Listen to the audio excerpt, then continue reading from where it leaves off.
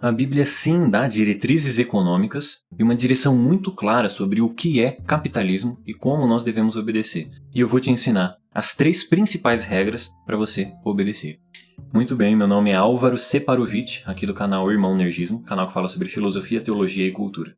E parece piada, mas não é. A Bíblia realmente dá diretrizes sobre capitalismo. Existem vários textos que vão falar sobre esse assunto, inclusive um dos principais e um dos meus preferidos é Mateus no capítulo 25, a partir do verso 14 até o verso 30, que é a parábola dos talentos. Mas não só daí, como também em outros textos eu vou mostrar que existem 3 regras fundamentais para que a gente receba bênção de Deus. Essas 3 regras precisam ser aplicadas para que nós tenhamos uma vida boa, saudável e com a bênção divina sobre nós. Para começar, esse termo capitalismo, ele é importante, porque os fundamentos dele são quase que óbvios e muito objetivos. A palavra capital é aquilo que é essencial, aquilo que tem algum tipo de valor. E quando você faz um capitalismo, é quando você acumula isso que tem valor, isso que é essencial. E por que a Bíblia tem o capitalismo como o único sistema econômico viável? Primeiro, o que significa sistema econômico? Sistema econômico, eco é a palavra para ambiente e nomia é a palavra para regra. Uma economia significa as regras que são estabelecidas dentro de um ambiente. Toda vez que você vai falar de uma economia, a palavra vem disso. Dessa forma, a gente pode trabalhar economia de várias coisas. As regras que se estabelecem no mercado, regras que se estabelecem, por exemplo, numa escola, numa casa, numa cidade. A gente pode chamar todas essas regras como economia, né? Mas no caso, por que a Bíblia entende o capitalismo como o único sistema econômico viável? Porque o capitalismo é um sistema fundado no capital. A palavra capital vem de aquilo que é essencial, daquilo que realmente tem valor, que não é supérfluo. E o que de acordo com a Bíblia, realmente tem valor e é essencial. Se a gente retornar na Escritura, lá para Gênesis, a primeira bênção e ordem que Deus dá para o ser humano é para que eles multipliquem e encham a terra. E já a segunda ordem, que também é essencial, é domine sobre a terra, trabalhe sobre a terra. Deus só criou o planeta para que o homem trabalhasse no planeta. Isso é essencial para o ser humano. Dessa forma, quando a gente vai falar sobre capitalismo numa perspectiva cristã, é um sistema orientado ao trabalho. Jamais um cristão pode ter algum tipo de ideia econômica de capital que não tem a ver com trabalho. Qualquer tipo de ideia econômica cristã tem que ter a ver com trabalho, porque esse é o padrão, bênção e regra inicial de Deus para o homem quando ele coloca o homem aqui na Terra. Então, já de início, a gente tem qual é a direção do capitalismo cristão ou da economia cristã. É uma economia orientada ao trabalho.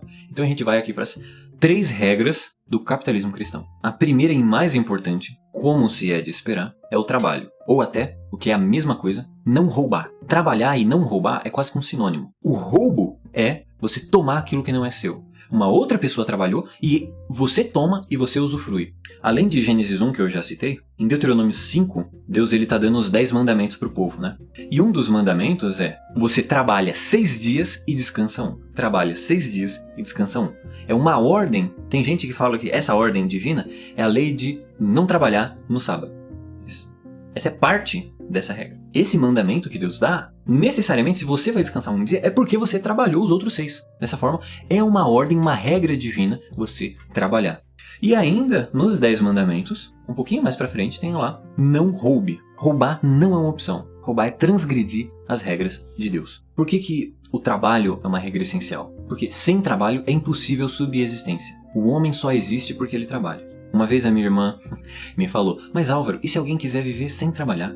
Essa pessoa vai viver no mato, ela vai ficar deitada na rede dela, sem ninguém, sem sociedade em volta, e essa pessoa vai simplesmente viver sem trabalhar. Aí eu perguntei pra minha irmã, e como é que ele vai comer? A minha irmã respondeu, ele vai ali numa árvore e ele vai pegar uma fruta pra comer. O simples fato dele estender a mão e pegar uma fruta já é um trabalho. Ele não consegue fazer isso completamente deitado, imóvel, sem fazer nada. O trabalho é inerente à vida humana. Sem trabalho é impossível subsistência. A gente consegue até ver isso em 2 Tessalonicenses, capítulo 3, verso 10, que Paulo vai falar, olha, tem algumas pessoas aí no meio de vocês que estão vivendo sem trabalhar. E ele fala, se alguém não quiser trabalhar, que também não coma. Porque comer, se alimentar e usufruir das coisas que nós temos aqui na Terra pressupõe um trabalho anterior. Sem trabalho é impossível usufruir. E ainda uma coisa importante nesse ponto, está em Eclesiastes, no capítulo 11, no verso 6. Eu vou ler aqui.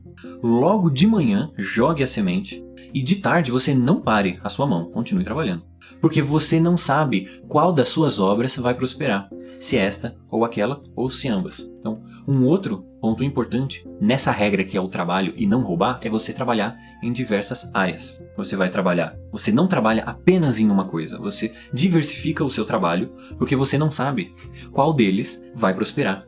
Dessa forma, você ter várias fontes de renda, várias fontes de trabalho, é uma ordem divina. Mas então acho que ficou bem claro aqui esse ponto de trabalho e não roubar. O trabalho é inerente à vida. Então, a segunda regra é o acumulo, é você acumular. E um sinônimo de acumular é capitalizar. É daí aonde vem a palavra capitalismo, que você está se capitalizando. Você não trabalha e gasta tudo o que você consegue com o seu trabalho.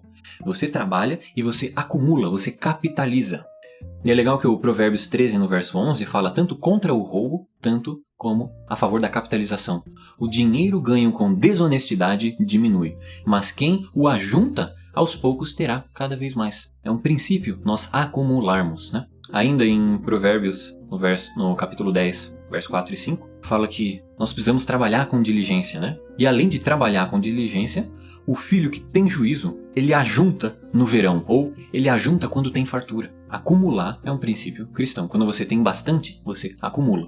Isso é sinônimo de capitalismo. Você capitalizar, você ajunta aquilo que é essencial. O trabalho é essencial, então você acumula o seu trabalho. Você não gasta completamente, você acumula, você capitaliza. Tem gente que vai apontar lá para Lucas 12, verso 15 até o 21. A parábola de um homem que acumula vários bens para si, cria uma torre para acumular tudo isso, e naquela mesma noite ele morre. Mas o engraçado é que, nessa parábola, esse homem está definitivamente quebrando algumas leis. Eu vou ler o trecho onde isso fica evidente, que está lá. Ele ficava pensando consigo mesmo: o que eu farei? Não tenho aonde recolher todos os meus frutos.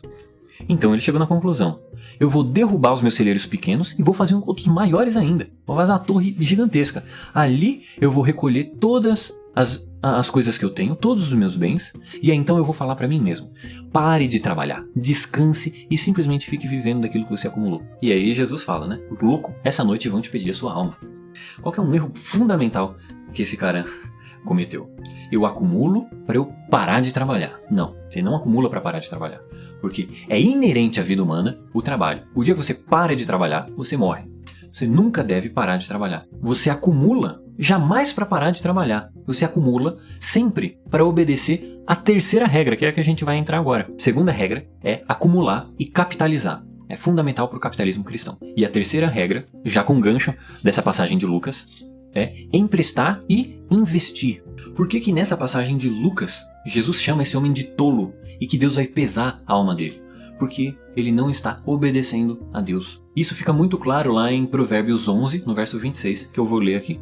Aquele que retém o trigo, o povo o amaldiçoa, mas a bênção haverá sobre a cabeça daquele que vende. Esse provérbio, ele dá uma diretriz clara e direta sobre o que nós fazemos com aquilo que a gente acumula. Nós trabalhamos em cima daquilo que a gente acumulou. Mas uma forma da gente trabalhar com o dinheiro que nós acumulamos é nós emprestarmos a outros para que outras pessoas trabalhem. Inclusive, a passagem que eu informei lá no início, né, do que Jesus dá a parábola dos talentos, ele tem como servos abençoados e diligentes aqueles que trabalham no dinheiro que eles recebem.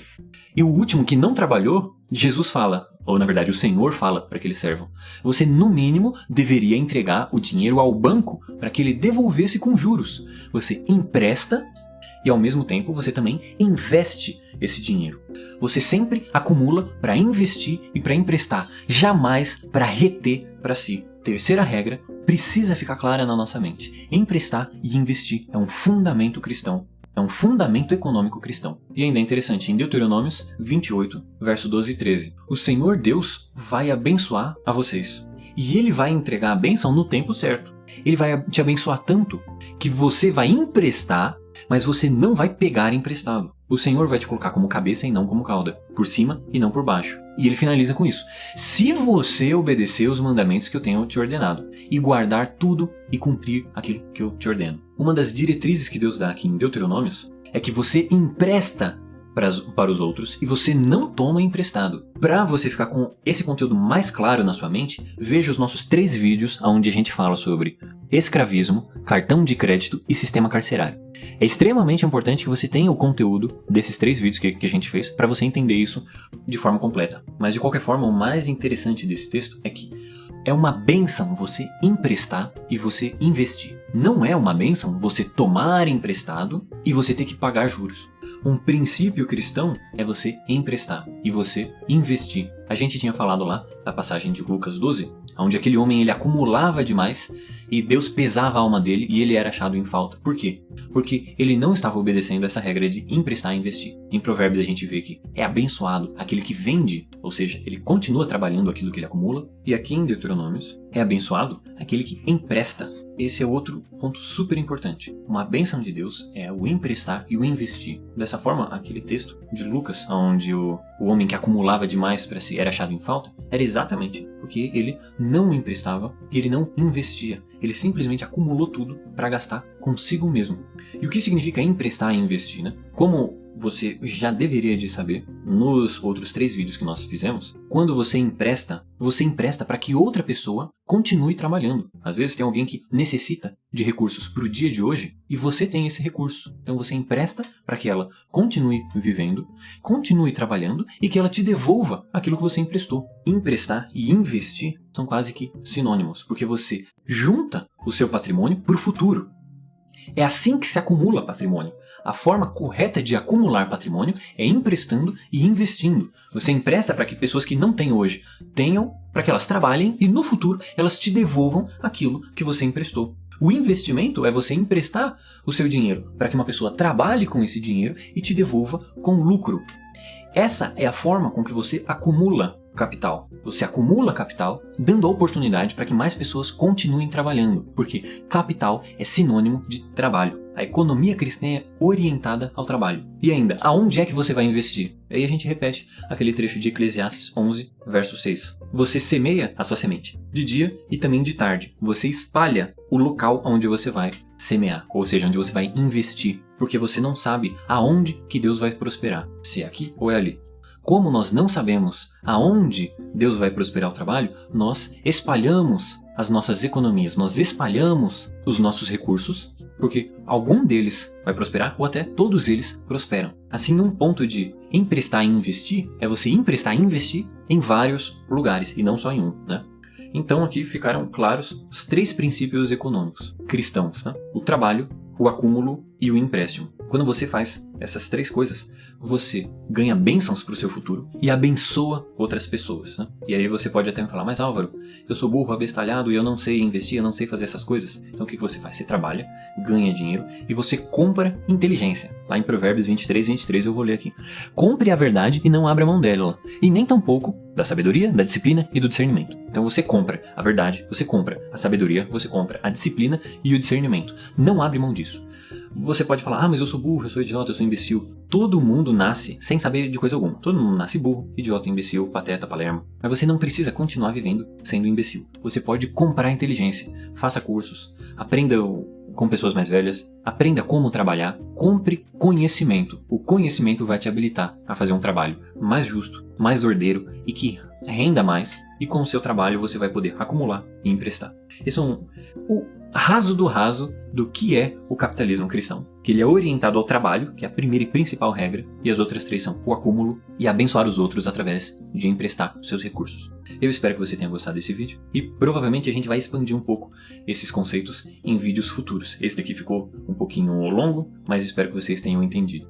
Se você quiser, pode comentar aqui, eu vou ficar feliz em responder os comentários, inclusive perguntar e jogar outras passagens bíblicas, né, e fundamentos. Eu com certeza vou ficar muito feliz de abordar esse tema com vocês. Então, apenas isso, eu vou ficando por aqui. Espero que Deus te abençoe o seu trabalho e todos os seus investimentos. Até breve.